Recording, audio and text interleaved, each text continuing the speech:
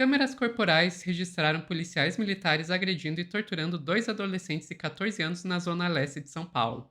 Os jovens foram acusados injustamente de roubo de carro e absolvidos posteriormente. O crime aconteceu no ano passado, mas as imagens surgiram agora, pouco tempo antes da audiência que houve os 5 PMs envolvidos por tortura e fraude processual. Quem vai contar essa história pra gente é a Daiane Oliveira, aqui no Plantão do Meteoro.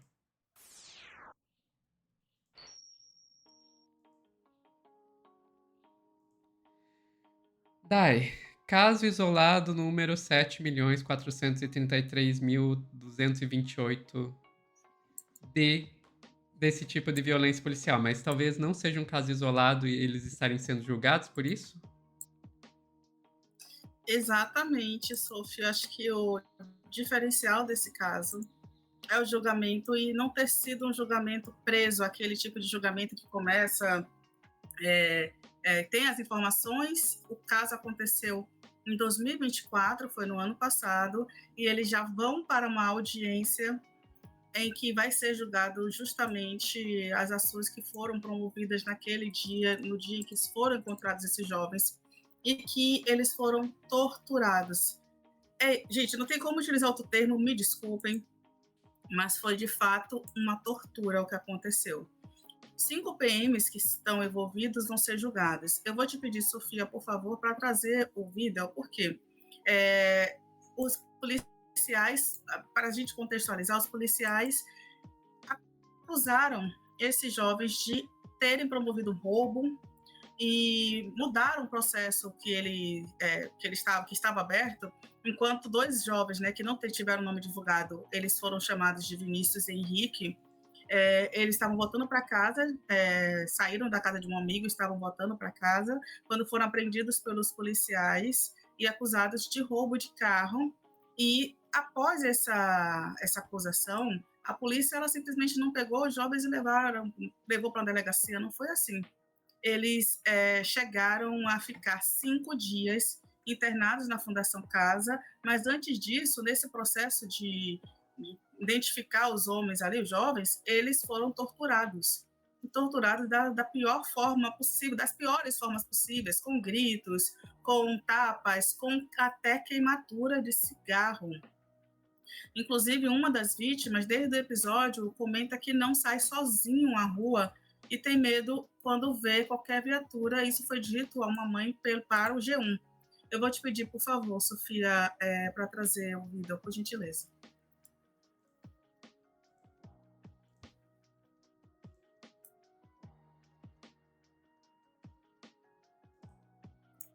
Então, a gente consegue ver, né, a viatura, depois a gente consegue ver a abordagem, né, quando os jovens são abordados, e, logicamente, enfiados ali atrás da viatura.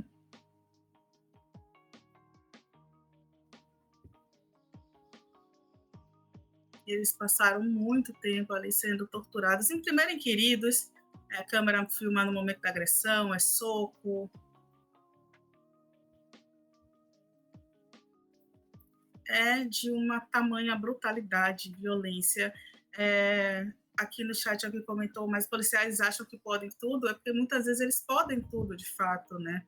A gente sempre está falando aqui da violência policial e, para começar, a própria criação da polícia já é uma criação que visa proteger, né, a identificação dos policiais e a própria polícia ela já é criada de uma forma para proteger os ricos e poderosos. No momento da ditadura, ela tem uma configuração ali de polícia de guerrilha, que é aquela de combate, aquela de extermínio das pessoas.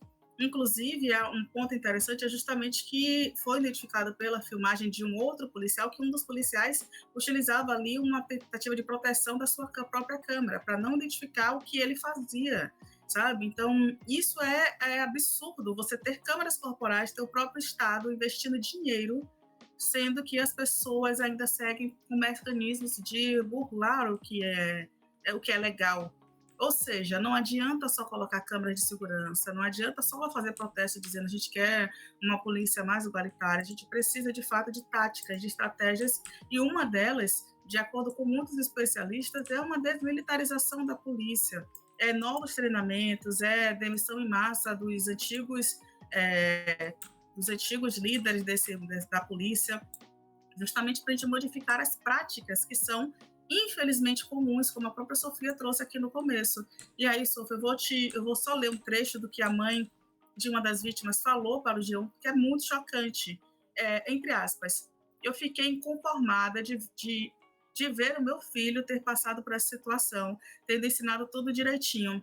A gente tem que ensinar a andar com documentos. Se acontecer alguma coisa, não correr.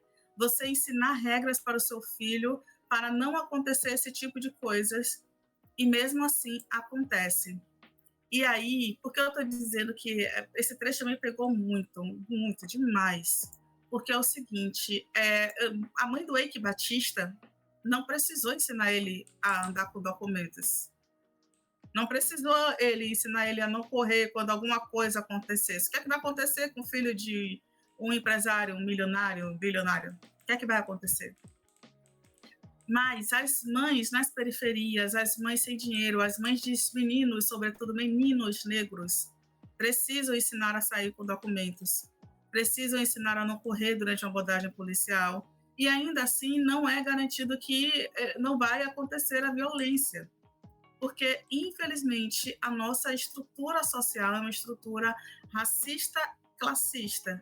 E dentro dessa estrutura racista e classista, aí temos ainda os termos bonitinhos, né?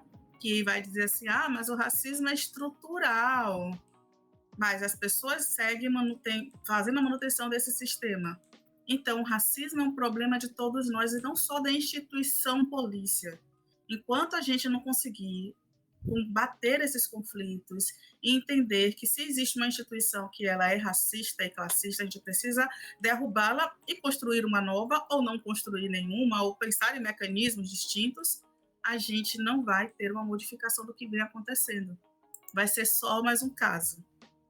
E dito isso, Sophie, a gente teve aí nos últimos dias a divulgação dessas câmaras corporais, inclusive com a identificação dos soldados que foram acusados pela polícia, os soldados do 49º Batalhão, que foram investigados e que foram, né, apontados aí pelo Ministério Público como os agressores dos dois jovens.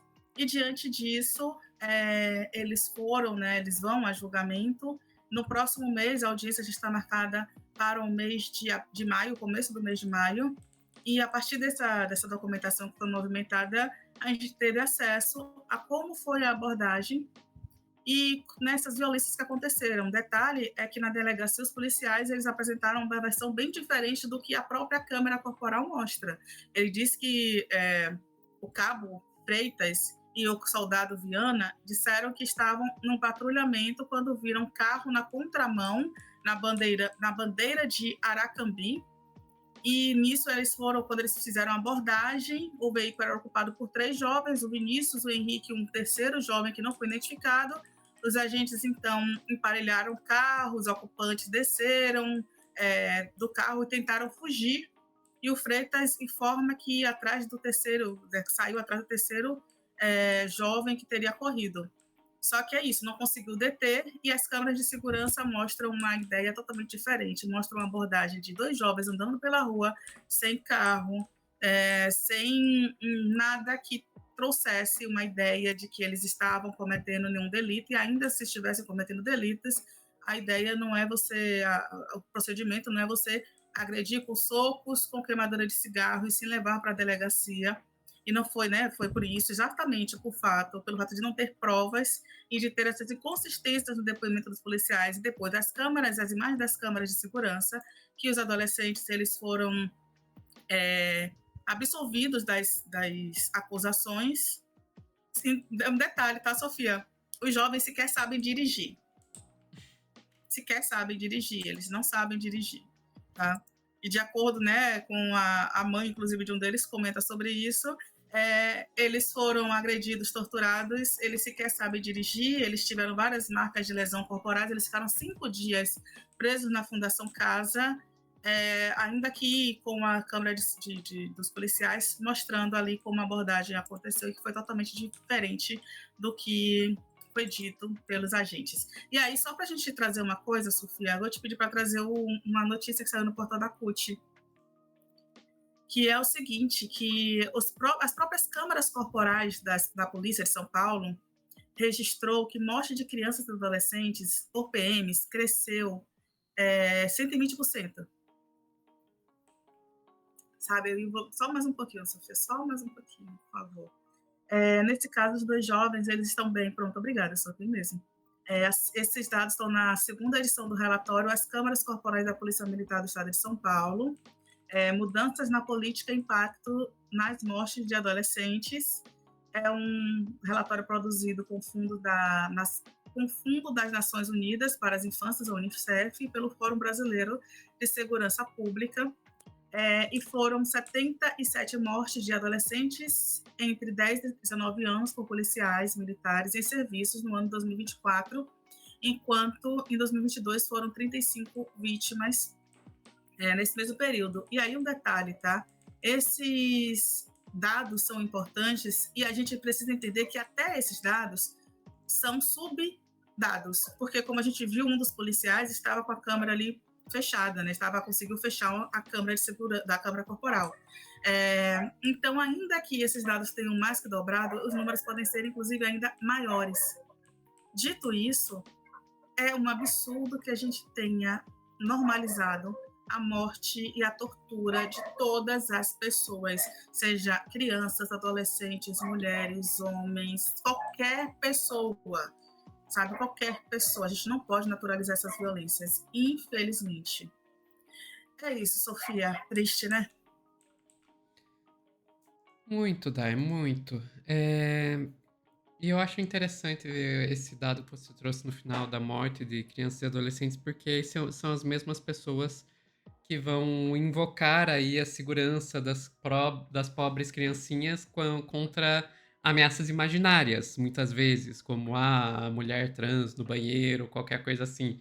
Mas quando se trata de proteger crianças reais da violência policial, aí eles vão inventar 1 milhão de justificativas para dizer o porquê que é necessário que seja assim, né? Então, é só mais um desses casos em que a direita acusa a esquerda de fazer o que ela faz, que é colocar as crianças e adolescentes em risco. Mas aí a gente tem que falar, né? Quais são as crianças e adolescentes que estão sendo mortos, né? São negros da periferia. Não são essas as crianças e adolescentes que a direita quer proteger. E eu vejo muito o pessoal dizendo que a esquerda não tem projeto de segurança pública. Gente, a direita não tem projeto de segurança pública. A direita não tem.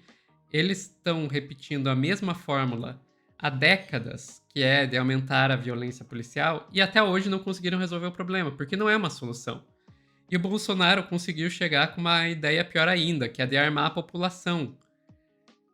Gente, se armar a população é uma segurança de política pública, eu vou me eleger aí deputada e propor a melhor solução para a saúde pública. Cada um tem o direito de comprar o próprio kit de primeiros socorros, e isso vai ser a minha política de saúde pública. Porque, desculpa, é a mesma coisa. Você pegar e dizer, não, se arme como uma política de segurança pública é basicamente você dizer, a gente não vai fazer porra nenhuma, você que se defenda sozinho. E de algum jeito as pessoas olham pra isso e dizem, não, é porque a direita tem uma política de segurança pública, a esquerda não tem. Execução não é política de segurança, né, Sofia? Exato. Mas enfim, daí é aquela coisa, esse é o Tarcísio de Freitas, o Tarcísio é o cara que conseguiu fazer a polícia de São Paulo ficar ainda pior do que já era. E de algum jeito esse cara ainda é encarado como uma pessoa de direita moderada e um cara sério, técnico, é o candidato técnico aí da direita moderada para a presidência da República em 2026. Vai vendo, vai vendo. Sophie, eu só vou te pedir licença para falar uma coisa que claro. O Sil traz aqui no comentário, que é o seguinte, e o Conselho Tutelar está nas mãos das igrejas evangélicas neopentecostais, que isso é um outro problema imenso que a gente vem enfrentando, o descaso Fato. da população de uma forma geral com os conselhos tutelares, e infelizmente um grupo entendeu que esse espaço era muito importante, e esse grupo que entendeu foi a direita, a extrema-direita e os evangélicos, e nós hoje entregamos nossas crianças para pessoas que não querem pensar políticas, não querem pensar uma melhor, uma construção, querem pensar em votos em oração. Isso é muito perigoso quando a gente tem uma sociedade em que crianças são abusadas, são molestadas, são vítimas de violência, são expulsas de casa, são expulsas de comunidades o tempo inteiro. Então, a gente precisa, de fato, mudar a nossa estrutura, a gente precisa prestar atenção nesses detalhes. É isso, Sofia. Perfeito. Ficamos por aqui, Dai? Ficamos, Sofia. Pessoal que tá vendo ao vivo, não sai daí que a gente já está voltando com mais notícias.